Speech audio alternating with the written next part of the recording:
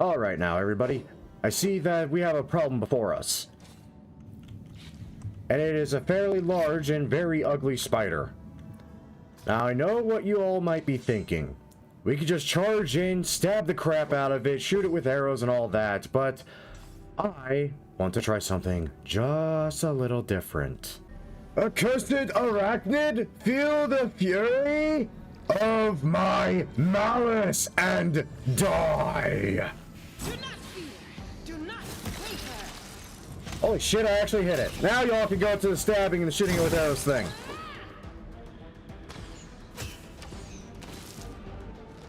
That's some good minions. Yes, I am so happy I was able to weaken it with my amazing spellcraft. I'm blowing smoke on my ass. I literally did nothing in this fight. I hit it with some ice and that was it. This is why I have minions. But let us keep moving. Oh, loot. Oh, joy. Mold, cave fungus, and I don't even know what that is, and I hope it's not a Cherokee hair tampon like it looks like. Oh great, more giant flies. Fuck this. They will break against our resolve. And giant centipedes, just to make the day that much more glorious.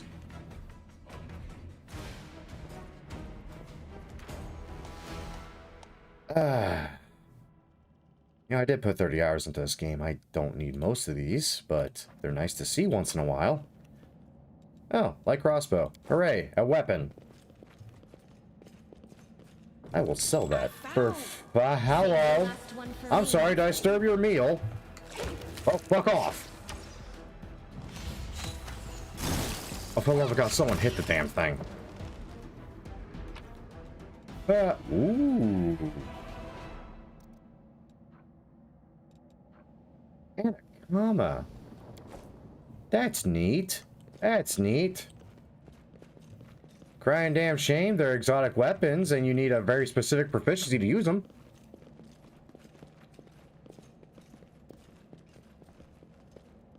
Yes, hello, can I help you? Oh joy, it's not voiced. I get to voice it. This is going to be fun. Wendua glances at Lan, who is fixing his slip bowstring, and quickly walks over to me. Her cat-like eyes glow from beneath her hood. Listen here, you. I don't know who you are, or where you come from, but you and I are the only two people here who see things clearly. That's why I'm asking you, don't show the light of heaven to Sol. I took a moment to consider my options here.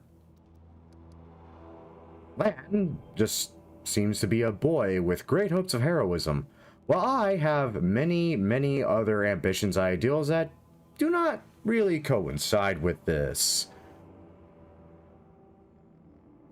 I pondered this for a moment and then realized the entire reason why Lan even wanted to go to this strange place that leads to the surface world. But don't you want to save the kids lost in the maze? Aren't they your people? No camaraderie there? You're just a heartless D-bag?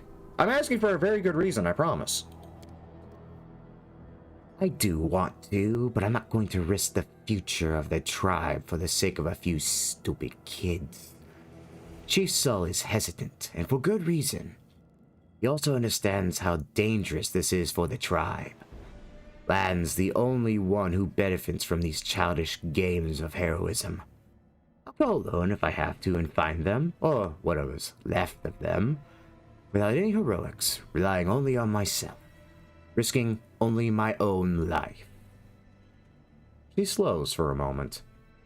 You and your friends, you can come with me.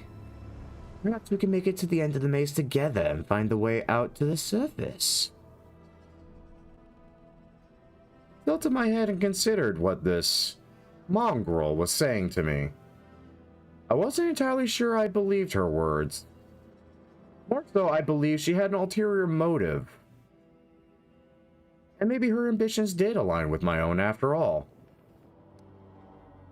And here I thought you thought you considered the mongrels to be great warriors or something. the descendants of great warriors. I believe that my people are worthy of greatness, that we are strong and can do many things. That's why we were chased down here.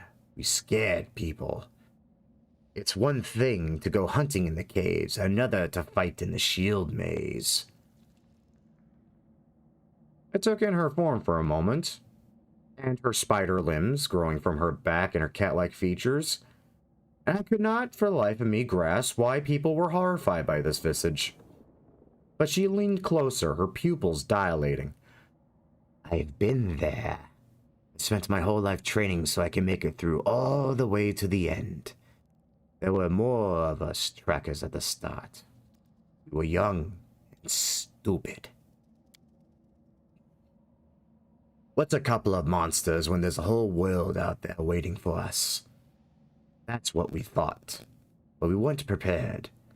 The maze isn't just a physical challenge, it's cunning, full of traps. It's dark as the primordial night. If you close your eyes and listen, you hear whispers right behind you, and soft singing in the distance that seems to rise and fall with the beating of your heart. She looked away for a moment. I had to learn from my friends' mistakes. I had to step over their bodies and go further. I don't want to have to do that again. And it will happen again if a crowd of ill-prepared fighters burst into the maze with no idea where they're going. All because Lan believes that a glowing sword will solve all of our problems. I sat there for a moment, taking in everything this creature said to me. She wasn't entirely wrong. The sword was simply a symbol.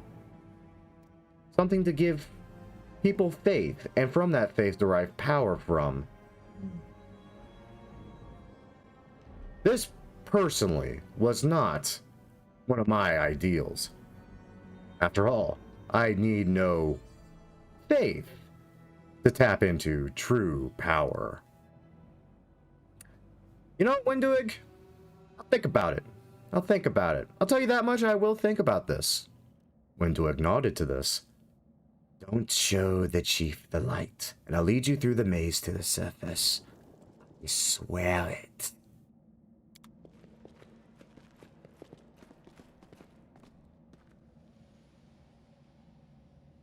Needless to say, I didn't quite trust this creature I've allied myself with.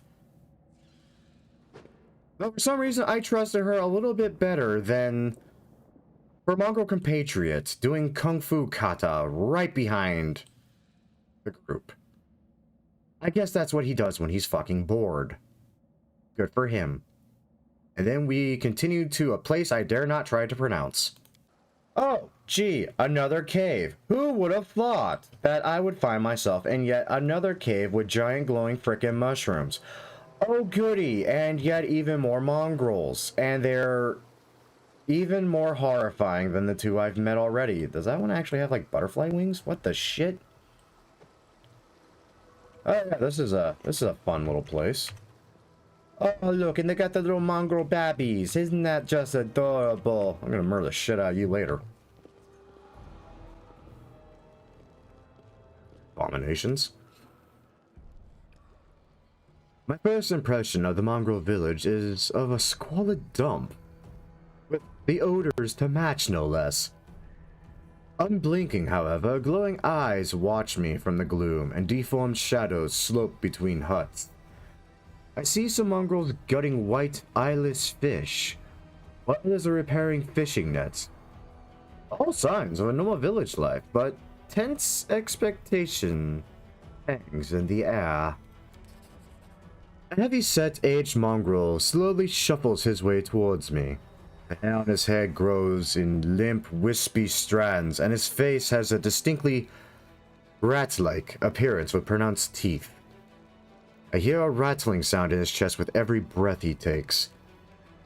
One of his eyes is white, fully scarred by cataracts, while the other gleams with moisture. Uplandish, eh? Time's up on us indeed. Chief Soul, we found the angel's sword, and we found the one that can wield it. Lan immediately pointed to me. He had a vision, and now the angel's sword together with the light of heaven are somehow inside him. I'm not sure how it works. Angels are freaking weird. Gather the tribe. Anyone who can hold a weapon. The young ones are still alive. We could go save them. Like heroes. And morons. I might have ad-libbed a little bit of what he said. Frankly, I was barely paying attention. But the chief did respond, thankfully, in kind, raising his hand with ragged, broken fingernails. Oh, lad. Always streaming. Always talking. You're too hasty for your own good. It's going to get you in trouble. Saul took a moment and eyed me up and down. An uplander with the light of heaven. That's too good for us. Our kind don't have good things happen to them. There's always a catch. Lan trusts people because she likes to believe. Isn't that right, Lan? I'm the chief. I don't walk on faith. Show me the light. At that point, I caught out of the corner of my eye Wenduog staring at me intently like a cat watching a bird, mildly shaking her head as if in warning. I took a moment and again considered her previous proposal. I cannot deny that giving these poor, sorry creatures faith would indeed empower them and probably make them somewhat useful to me in my future endeavors. However, they're also horrifying abominations upon the damn land, and frankly, one of the few times I might agree to a purging of holy fire. For God's sakes. It's like an underground covenant of freaky furries. Finally, I stood up a little straighter and gave my response, so to speak. I will help you find the lost mongrels in the maze. This I promise you. But you can quit hoping for a magical sword to appear. Wenduog let out a very satisfied sigh at this, speaking almost under her breath. At last, someone's talking sense. You don't understand. It's holy light. Literal holy light. It will scare off the monsters that dwell in the maze. Lan dropped his voice. Listen, I don't personally believe in this angelic light, don't get me wrong, but Sol does. Show him. It won't cost you anything. Just show him the light. I won't lie, I kind of just ignored him in this moment because, frankly, again, I was pretty dead set in my decision. In fact, if he simply remained silent, I might have spared him some embarrassment. Yeah, I hate to say it. Lan here? Yeah, he's mistaken. Nah, we didn't find any sword. There's no sword. There's a rock. And some bones. No sword, though. Certainly isn't there now if there was one. Lan whipped around and stared at me stunned. He clenched his fist for a moment as if planning to shake the truth out of me. But he quickly grabbed a hold of himself. Just like a good boy I thought he was. I don't know why you're lying. No doubt you have your reasons. But I know it's a lie, and you know it. And Wendu knows it, he says, turning to her. Tell him, Wendu? Wenduog, beyond any scope of possible surprise I may have had in this moment, stared blankly at him for a few seconds before speaking. I saw the light shining between the rocks, and then it went out. Lan saw what he wanted to see. Why are you doing this? Lan asked, as a small smile began to creep on my lips. Doing what? Telling the truth? I had to suppress a chuckle at that. Well, rather underhanded, and I dare say even evil, you could say, I did take some delight in the torture of the poor mongrel. And so I added some salt to this already fairly salty moment as I turned to land. I mean, you saw some kind of light near me and you thought that meant I now have an angel's sword. You were mistaken, and there's no need to drag other people into it, my guy. The scaly half of Land's face is as expressionless as always, but the human half is twisted by the pain of my betrayal. Oh, yeah, I see how it is, yeah. You don't want to have worked everything out between yourselves. Land barks a hollow laugh. I'm such an idiot. I couldn't agree more, frankly, but I let him continue as he beats his fist against his forehead, causing a few scales to fly off to my surprise and dismay? Slight repulsion? It was a mixture of feelings I felt I couldn't quite sort through as he spoke again. An idiot who decided to trust you. That one made me almost scoff, as, yes, those who trust me do in fact tend to be idiots. Everybody around me said that they didn't want to go anywhere or save anyone, but I didn't believe them. I always have to take things further than everyone else. Isn't that right, Chief? Fine, fine. I see how things are. I see how it is. I don't need any more convincing. Lan offered a crooked smile at this, and I felt Windowig's expression mirrored my own at this. Chief Saul took this moment to speak up again. Peace, Lan. Miracles are not meant for us. We, the tribe, we wait. If you're one of us, you will wait. We're not going anywhere. Uplanders, rush now. There is a hut over there. You can rush there. Lan, at this moment, just fell silent, his eyes shifting from me and Saul and Windowig. It was at this moment Windowig actually leaned in a little closer, whispering, "You made the right choice. It was the lesser of two evils. And now, rest, so we could be at our best when we go into the maze. I promise to lead you to the surface, and I shall." She flashed a rather toothy little smile at that, and I returned my own, knowing full well that I would feel nothing if I found this poor creature to in fact be a traitor, and to have her blood speckle my clothing and my rather finer assessments investments.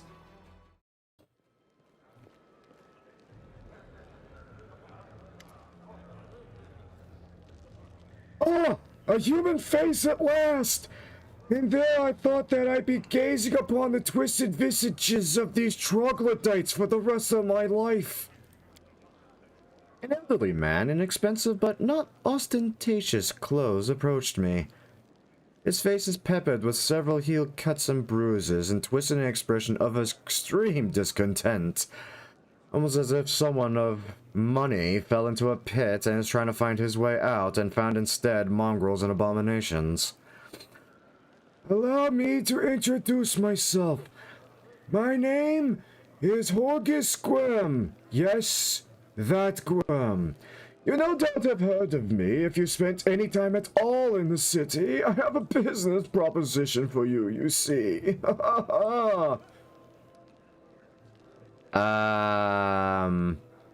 Your name tells me jack shit, buddy. You, want to go into more detail? Who the hell are you? You truly are freshly arrived in the city, then? You couldn't have picked a worse time, frankly. That's for certain. Only just arrived and the city's been razed to rubble. You should know that you are looking at one of the richest and most distinguished, not to mention handsomest, and most skilled men of all Canabras. And possibly one of the heaviest, but that's mostly an inside joke to me and the other nobles. Don't ever speak aloud what I have said. I may not be as well known as certain swaggering wild mouths who spend their lives traipsing from the one ball to the next, but the Grim Trading Company is one of the pillars of the city, I'll have you know. Did you see the marquees in the square? I paid for those.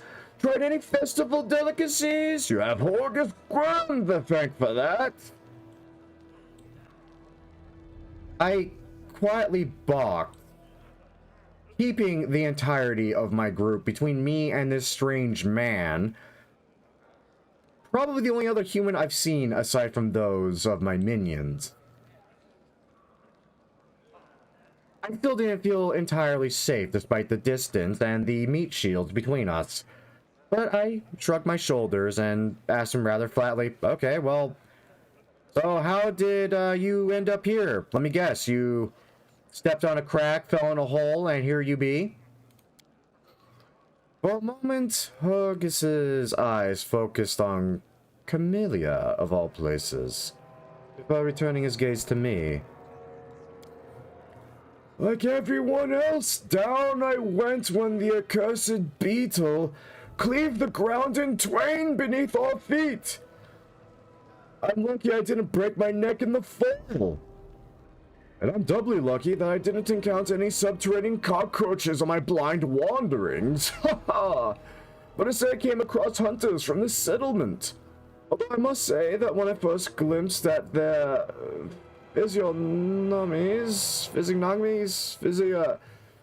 them, and what they were, my life flashed before my very eyes. They turned out to be decent chaps. Frightening to look at, yes, but able to keep a bargain.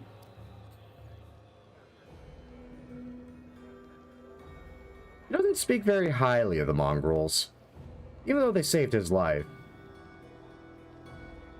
That's a trait I felt aligned with some of my own ideas of what to do with these people should I leave this place. Granted, my first thought is generally to bury them. But my poor mind drifting away, being snatched back into focus, I did eventually ask, okay, that's nice, whatever. So what kind of business proposition? You mentioned business and proposition, what? Speak more of this, fat man. Well, I don't know what is happening on the surface right now, but I am determined to find out. You have no intention of seeing out the rest of your days in this village, I suspect. We must find a route back to the surface, to the city, if there's anything left of it. You are a spellcaster, I presume. A sorcerer, a wizard, I can't tell which exactly, but it doesn't matter. Spells are always useful, especially in a situation like this.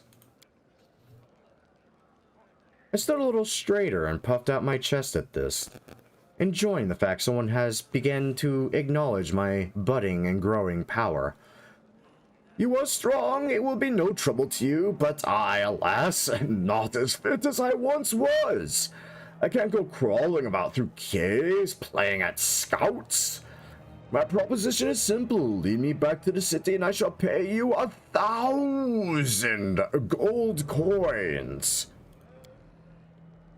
My ears perked up at that, as did Camellia's, as she turned and faced me for a moment to speak. I suggest we help this man. It is good to have friends among the carnivorous elite. I considered this for a moment, as a smile played on my lips. I decided to make something of a counter-offer. Okay, I tell you what, you make it 2,000 gold, it's a deal.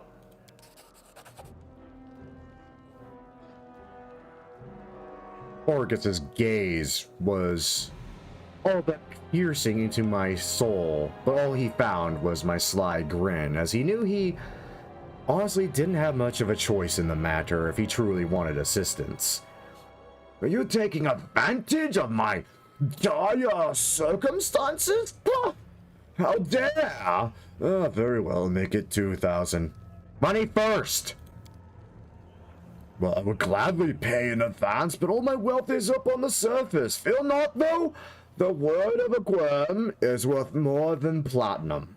Ask anyone, August Gworm has never reneged on a deal.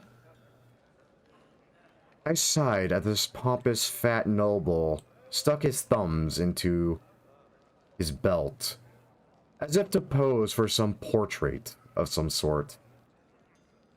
But I eventually digressed and nodded my head. Alright, very well. It's a deal. 2,000 after we get you to the surface. Splendid! In the meantime, I shall sit here in the village. I blinked at that, but then again, it occurred to me I have no idea where else the man would be sitting as we ventured off to clear the way to get out of here. So with a sigh, I gave a wave and said, we have to go. I'm sorry. I have to go. I've had enough of this. We have to go. We're leaving.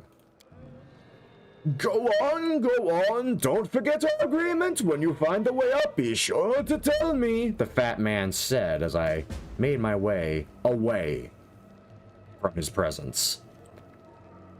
This is why I hate the living. For real. Fuck the living. Living are assholes, and they're worthless. And, wait a minute. 1, 2, 3. I feel like one of my minions is missing, and I'm pretty sure it's the one with the limp. Why the hell did she go?